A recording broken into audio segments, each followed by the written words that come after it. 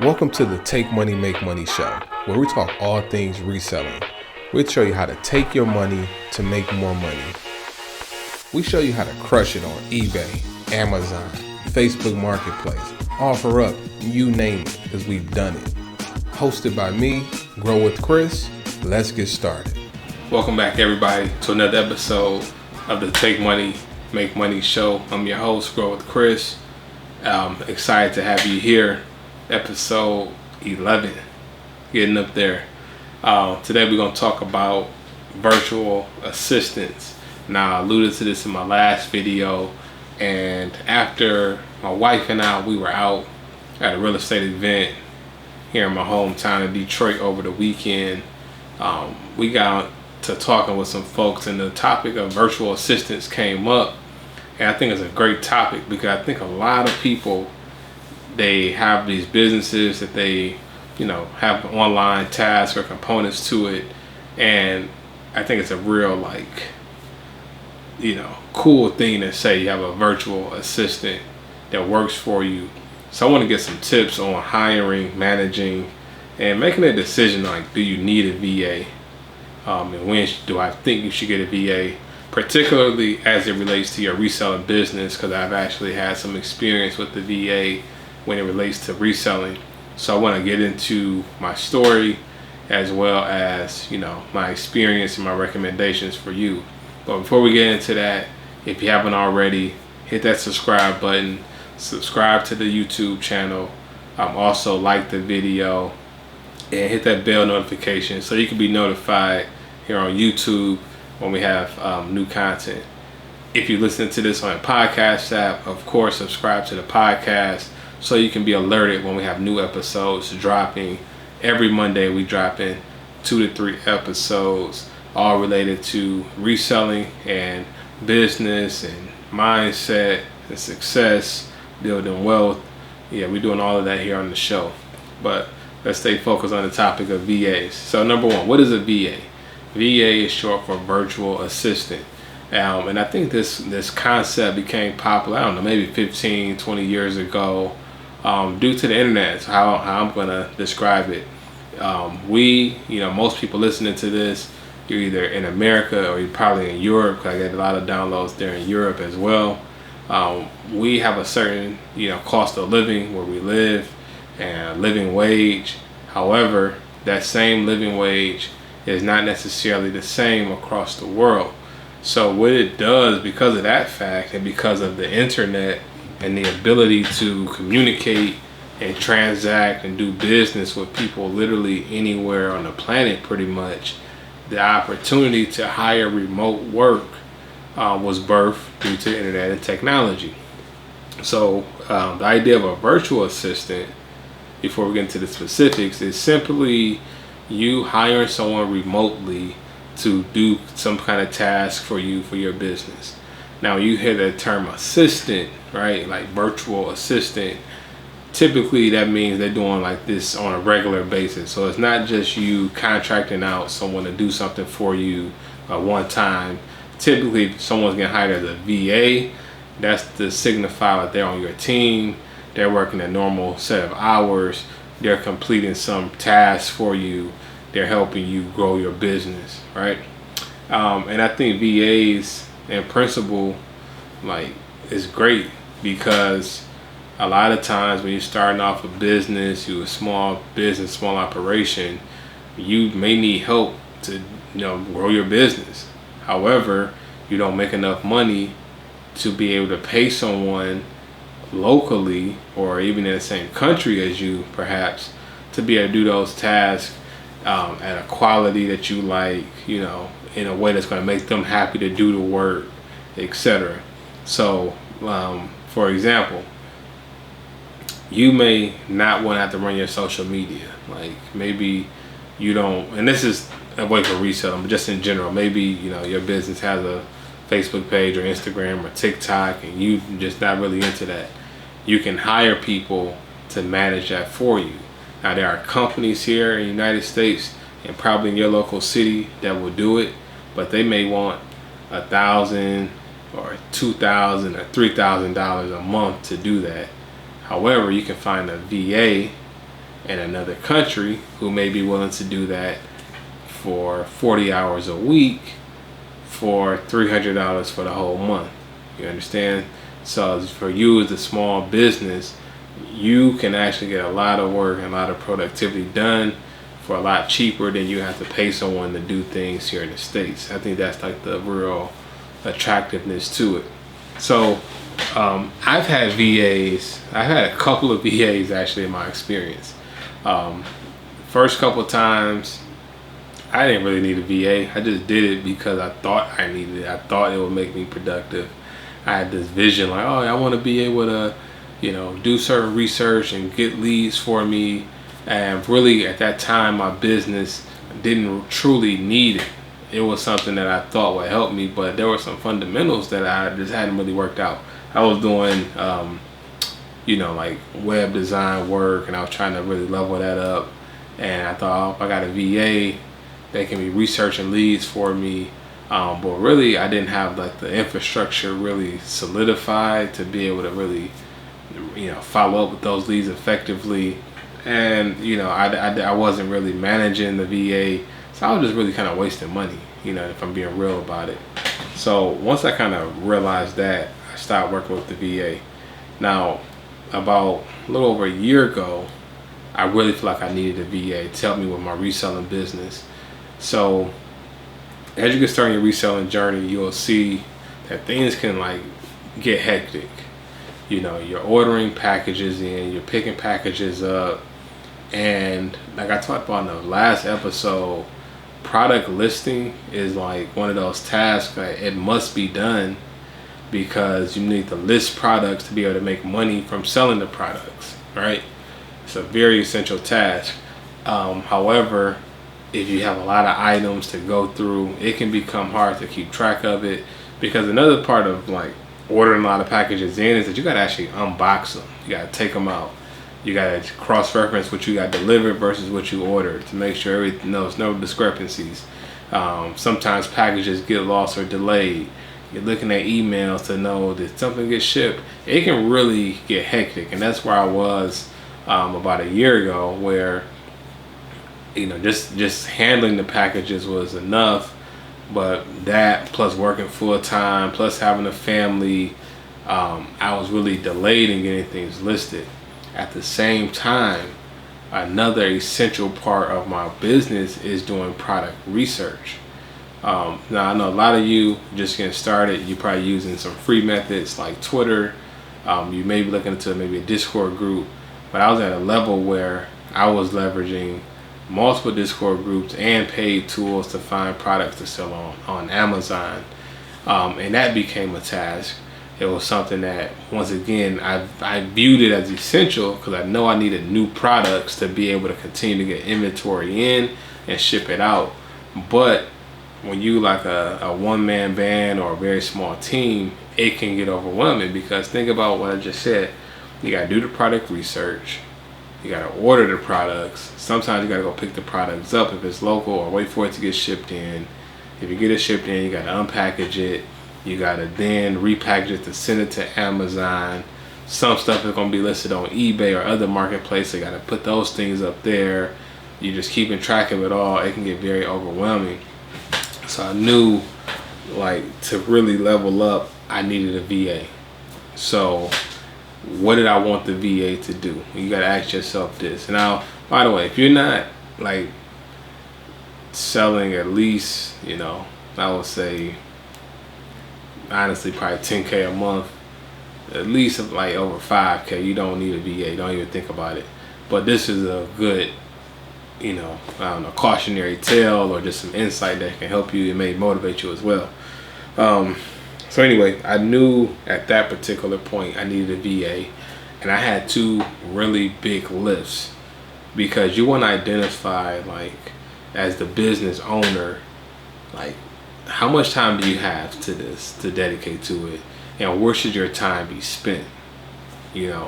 So for me, working full time as an educator, as an administrator, having kids, a wife, let's say on average I was able to spend 4 hours on my business, and that was pushing it, right? Working all day, then still squeezing in 4 hours at the end of the day. that was still pushing it. So it's like, well, what can I do in that 4 hours? And that's not if you have kids, you already know at the end of the night, the evening, that's not a straight 4 hours uninterrupted. You got to eat dinner, cook, clean, drop offs, after school programs, do little family stuff. So it wasn't just a straight clean 4 hours. But I'm like, okay, what do I definitely need to do? And one main thing that I came up with, like, what do I need to do that no one else can do? Let me put it that way. And that was to actually purchase items. I knew I didn't want to outsource that, even though you can actually have a VA where they will actually buy stuff for you too. But I just didn't feel comfortable with that part. So I know I wanted to leave the actual purchasing of the items to me, because I don't want to give out my credit card information to, people across the world. However, I knew that I was delayed in getting my products listed, and also I knew that I need to constantly have a flow of product research going so that I knew the products to buy. So those were the two tasks that I wanted to get done by the VA. So before you get a VA, you need to actually know, like, what do I need the VA to actually do? And it's funny, we were talking on the real estate side, how people are leveraging VAs, and that VA is busy. Like, you want to be able to have a virtual assistant that has like a full menu of things to do every day. All right, so once I identified that, I then went to the website that I prefer to use. There's a lot of different websites you can use to find virtual work. I like the website onlinejobs.ph. So this is a Philippines based website where they have different remote workers from the Philippines. I like hiring people from the Philippines. They're very nice. They are loyal and generally trustworthy, but still some things you want to do to safeguard yourself. So with their platform, you pay like a monthly fee. I want to say it's like $50 or $60, right? But what you do is you put the job post up. So before I even signed up for it, I actually typed up the job post that I wanted on my own Google Docs. I made sure it articulated what I was looking for. Then I went to the job board. I posted the job application. It's so many people over there looking for work in so many different areas. So, you could say eBay, Amazon product listed. There are people who have experience already working with other resellers. You can say you need someone to do video editing. They will already work on video. And whatever your need is, you can find people pretty much. So I did Amazon, product lister, and also researcher. I put up the job description. And in about 24 hours, I probably had a couple hundred applicants. Right? You get a lot of applicants. And you can also say like what you're willing to pay. So I was doing like a part-time basis, which I believe for like 20 hours. I started off with my VA paying about I want to say, I don't know, maybe $50 a week, something like that. Wasn't too bad at all. But you put up the job listing and get a ton of applicants. I actually turned the application off in about a day just because it's too much to go through. You look through what they send you. A lot of it's gonna be cookie cutter, like kind of copy and paste it. But I was looking for applicants that really, as much as I could tell, have really read the job description that I put. They didn't just copy and paste the same message to everybody. They actually responded to the things that I said I was looking for. From there, if I liked the application, I told the person, hey, you're moving on to round 2, in which you can actually schedule a time to hop on a call with me. So to do that, I use Calendly.com, which is a good calendar application that can sync with your Outlook or your Google Calendar, etc. So I had particular time blocks in which I was willing to actually do the interview.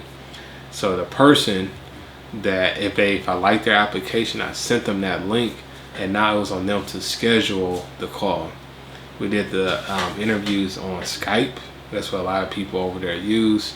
Skype is obviously free, and at the time of the call, and part of their instructions was to add me on Skype, right? And at the time of their call, we just got on the video call. I've had experience hiring people in my career, so the process of interviewing was something that was, it was natural to me. I came up with like three to five questions that I asked, and through that process, I probably had invited like 10 people to that round. A few people like a couple people that didn't respond. A couple people didn't get on at their designated time, and then I had about 5 or 6 people that I did the interviews with. Something that was really cool, I'm really proud of. I actually did the interviews with my oldest daughter, Jada. It was a cool experience for her because I don't think she's ever been in that kind of like management role. But when I'm talking to these applicants, I'm letting them know this is a family business, right? You know, you're gonna primarily deal with me, but my daughter, you may have to interact with her or my wife. And it was really cool, I think, for her to feel that empowered, situation where, I actually gave her interview questions to ask. So we kind of was like a tag team. Before the interview, I said, hey, Jada, you're gonna ask this question about, how is to handle this kind of situation, and she would ask the question. And at the end, we actually debriefed, just like we did, like I would do in my school, job. At the interview, you debrief. People talk about the strengths or the weaknesses. Me and my daughter did that. And after we did that process, we had one person that we felt was clearly the best applicant, and that's who we ended up hiring. And me and this person, her name was Wynn, we had a great relationship, and we worked very well. Me being a night owl, they're like 12 hours ahead of us in the Philippines. So when it's like 9 or 10 o'clock at night my time, she's just waking up and she's ready to go. So I had her, we established like a set of tasks that she did every day. Any products that I got in, I would send her the emails from the purchases so she knew exactly what the item was. I taught my VA how to look up the item to know how much it's reselling for. So I didn't have to tell her. I didn't have to say, oh, this bike I brought, I think it could go for like 200. No, she knew how to look up comparable items that it sold and how to list it appropriately. She knew how to use my templates. So basically she became like a duplicate of myself when it came to listing products. And that was great because now I didn't have to worry about doing that or having like a backlog of products to be listed. And then once she got that down pat, I then taught her how to do the Amazon research, because there's some advanced tools I was using to do that product research. So I wanted her to be able to every night get to checking a bunch of different stores that we were sourcing products from. And it was a great thing because she would send me a summary before her shift was over at like 2 a.m. my time, which was like, I think it was like 2 p.m. her time. She started like 10 to those her hours. So I would wake up every night or every morning to a summary message from her via Slack, like, hey, I listed 10 products today. I found 3 new products for Amazon. They have it in stock at the local Target near you. This store has it online only. So when I woke up, it was like I woke up to a list of products to buy, and that was very powerful, to say, all right, you know what, let me buy these. I will review her work, and we had certain metrics we looked for. So it became a great partnership, and she was someone that I talked to a lot about the business, and it was good because I had to be accountable to her to some extent as well. I knew she was showing up to get paid, so I had to make sure that I wasn't slacking on getting her the information that she needed to be able to continue to work. And it was a great partnership.